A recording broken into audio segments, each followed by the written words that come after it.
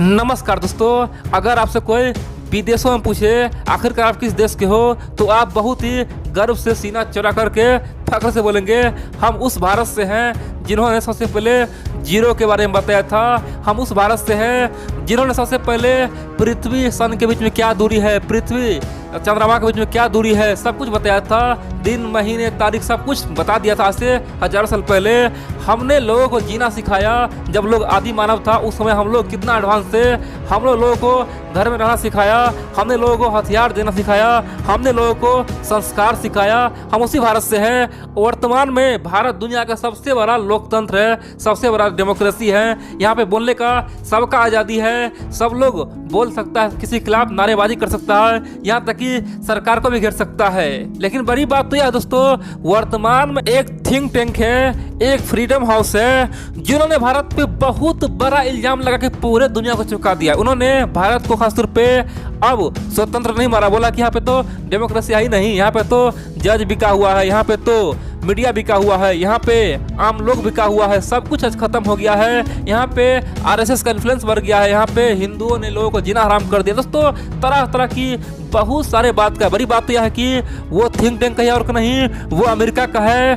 वो जो हाउस जो बोला है ना, जो फ्रीडम हाउस बोला है दोस्तों, उस पर आज किसी को यकीन हो रहा है आखिरकार उन्होंने इतना बड़ा बयान कैसे दिया। वैसे भी दोस्तों हम लोग तो पहले विश्व गुरु थे और फिर बनेंगे। और बड़ी बात तो यह है, हम लोगों ने कभी किसी का आवाज नहीं दबाया। भारत का इतिहास रहा है, हम लोगों ने दुश्मन का भी आवाज नहीं दबाया है, सबको बोलने का मौका दिया है। और उन्होंने भारत पे बड़ा इल्जाम लगा के भारत को बदनाम करने का कोशिश किया, एक तरह से चीन से तुलना करने का कोशिश किया है। आप लोग पूरा खबर देखिए और जान आखिरकार हुआ क्या है और हम लोग किस प्रकार से उसे सबक सिखा सकते हैं। तो चलिए हम लोग शुरू जानते हैं आखिरकार हुआ क्या है। देखिए, आप जानते हैं अमेरिका में एक बहुत बड़ा संस्था है, बहुत ही पुराना थिंक टैंक है, जिसका नाम है फ्रीडम हाउस। वो हर साल रिपोर्ट छपता है। उनका मानना है कि दुनिया में कहाँ कहाँ आज़ादी है, कहाँ कहाँ डेमोक्रेसी है, कहाँ कहाँ लोकतंत्र है, उसके बारे में हम हर साल रिपोर्ट छापते हैं। और जहाँ नहीं है वहाँ भी हम रिपोर्ट छाप के उसे दवा बनाते हैं, उससे हम लोकतंत्र बहाल करने के लिए बोलते हैं। वहाँ पे हम लोकतंत्र की आवाज़ में आवाज़ उठाते हैं और लोगों को हम जीना बताते हैं, जीना सिखाते हैं,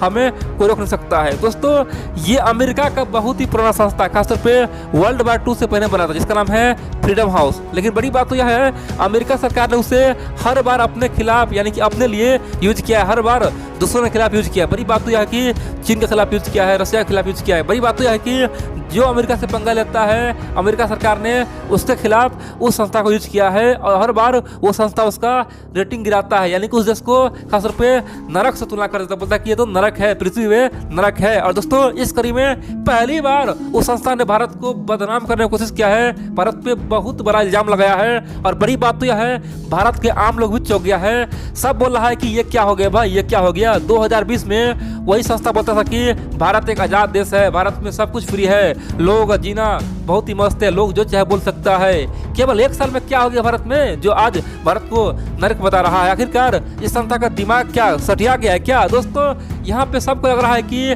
बाइडेन के आते ही फिर से वो संस्था वही काम कर रहा है जो बाइडेन का रणनीति है और खासतौर पे अमेरिका फर्स्ट का नीति पे उन संस्था ने काम किया है। और बड़ी बात तो यह है कि भारत को बदनाम करने का जो कोशिश किया है ना, ये इतिहास याद रखिएगा दोस्तों, क्योंकि भारत पहले भी विश्व गुरु था और फिर बनेगा। लेकिन भारत के नाम पे जो कलंक लगाया है ना दोस्तों, उससे हम लोग कैसे भूलेंगे। आप लोग पूरा खबर देखिए और जानिए आखिरकार उन्होंने क्या क्या कहा है। देखिए उनका ये कहना है कि 2020 तक भारत बिल्कुल ठीक था, वहाँ पे कोई दिक्कत नहीं था, भारत फ्रीडम में था, बिल्कुल ही फ्री था, यहाँ पे सब जी रहा था। लेकिन 2021 आते ही वहाँ पे सबसे बड़ी बात तो यह है कि हिंदुओं ने जो कैंपेन शुरू किया है, हिंदुओं ने जो एकता बनाया है, हिंदुओं ने जो लोग सताया है, ये बेहद ही घातक है। हिंदू आज सक्रिय हो रहा है, दिन प्रतिदिन वहाँ पे हिंदू कुछ न कुछ हंगामा कर रहा है और हिंदू राष्ट्र का मांग कर रहा है, कभी ये बोल रहा है, कभी और बोल रहा है। हिंदुओं का दिल खुश करने के लिए भारत सरकार काम कर रहा है। और बड़ी बात तो यह है, इस कड़ी में भारत का जो तमाम मीडिया है वो बिक चुका है। दोस्तों उन्होंने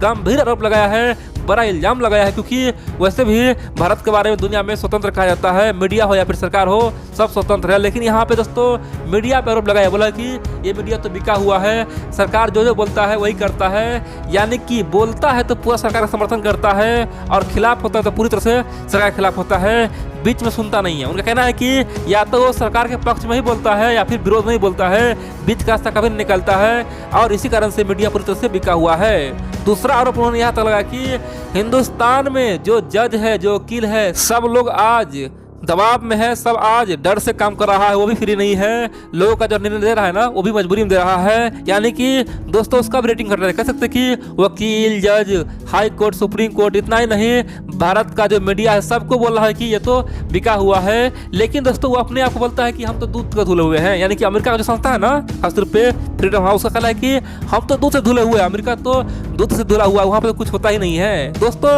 उन्होंने यहाँ तक कह दिया है कि भारत में आरएसएस का इन्फ्लुएंस ज़्यादा हो गया है, भारत में क्या होगा भगवान बचाए। दोस्तों तरह तरह की वगैरह वगैरह बोला, कह सकते हैं कि भारत को बदनाम करने का पूरी तरह से कोशिश किया है, भारत पे मनोवैज्ञानिक दबाव डाला है ताकि भारत आने समय में झुक जाए। दोस्तों ये विदेशियों का, ये गोरों का हमेशा से चल रहा है। जब जब भारत आगे बढ़ने की कोशिश किया है ना, तब तब भी उसे अपने घर में ही गिरा दिया है, बोल दिया है कि भारत तो आज़ाद नहीं है, भारत को बदनाम करने की कोशिश किया है और इस बार भी सेम टैक्टिक्स अपनाया है। जबकि सच्चाई तो यह है कि अमेरिका में हर साल गोरों और कालों के बीच में युद्ध होता है। दोस्तों आप जानते हैं ना, अफ्रीकन वालों के बीच में और अमेरिका के बीच में युद्ध होता है। दोस्तों हर साल हजारों आदमी मारा जाता है, उस पर कुछ नहीं बोला है। दोस्तों अमेरिका जो बोलता है कि हम सबसे पुराना लोकतंत्र है, यहाँ पे सबको जीने का अधिकार है, वहाँ पे हर साल हजारों आदमी मारा जाता है। क्यों? केवल नस्ल के नाम पे, तुम गोरे हो, तुम काले हो, और वो हमको सिखाएगा। बड़ी बात यह दोस्तों, ये पूरी तरह से अमेरिकी सरकार के दबाव में ऐसा बयान दिया है ताकि भारत सरकार को झुका सके। इन सब के अलावा उन्होंने एक चीज पे बहुत अच्छी तरह से बयान दिया। उनका कहना है कि भारत में जो इलेक्शन होता है, यानी कि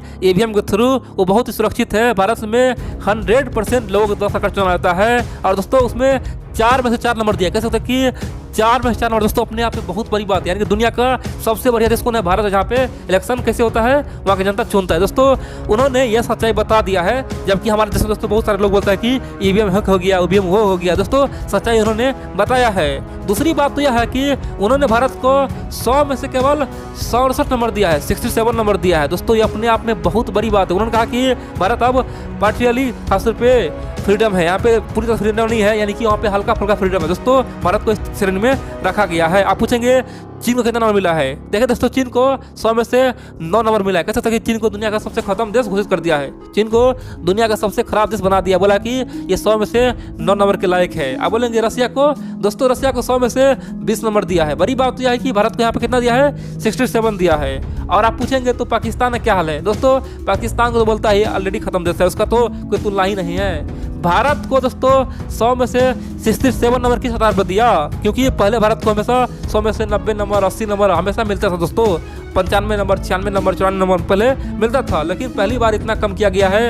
ये सोचने वाली बात है और पूरे दुनिया हैरान है और सब बोल रहा है कि ये जो थिंक टैंक है आखिरकार कैसे रिपोर्ट बनाता है, किसी को समझ नहीं आता है। अगर भारत में हिंसा है तो अमेरिका में क्या है? अमेरिका में तो हर साल 1000 आदमी मारा जाता है।